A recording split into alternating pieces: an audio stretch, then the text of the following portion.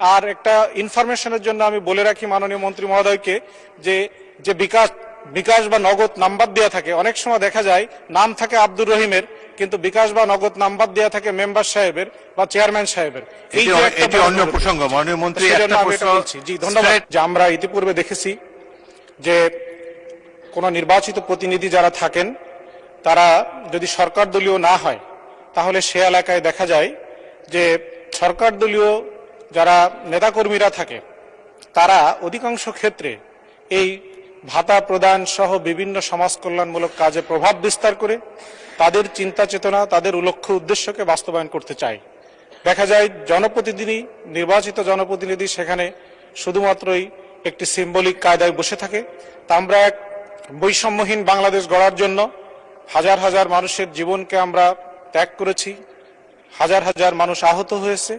তা আমার প্রশ্ন যে বর্তমান সরকার কি এই ব্যাপারে পদক্ষেপ নিয়ে এই বৈষম্য দূর করে যারা প্রকৃত অর্থে জনপ্রতিনিধি তাদের মাধ্যমেই জনগণের সেবা জনগণের কাছে দোরগোড়ায় পৌঁছে দিবে কিনা? আর অধিকাংশ ক্ষেত্রে দেখা যায় যে আজকে আমাদের এই সমাজ কল্যাণমূলক যত ভাতা আমি খেয়াল করে দেখেছি যে অনেক সময় যারা তালিকা দেন জি আমি একটা প্রশ্ন করেছি যে এই বৈষম্য দূর করবেন কিনা।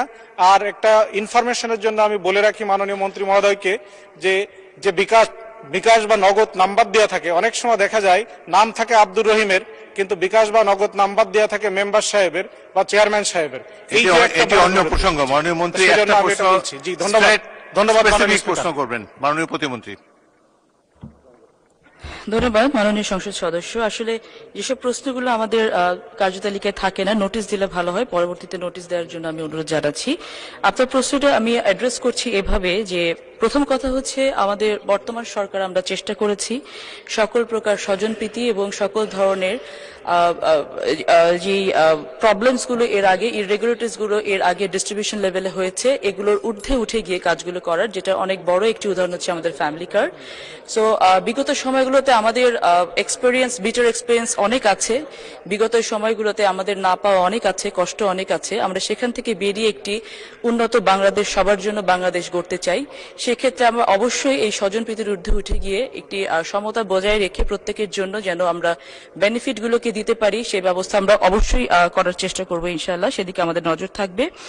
আর যেটা আপনি বলছেন যে বিভিন্ন সময়ে মোবাইল ওয়ালেটের মাধ্যমে যেই ডিস্ট্রিবিউশনগুলো হয় বেনিফিট এন্ডে, এটা খুব প্র্যাকটিক্যাল একটা প্রবলেম যে অনেক সময় অনেক মুরব্বী থাকেন, অনেক মানুষ থাকেন একদম প্রান্তিক লেভেলে যারা নিজের হয়তো মোবাইলটা অপারেট করতে পারেন না। তিনি হয়তো তার ছেলে অথবা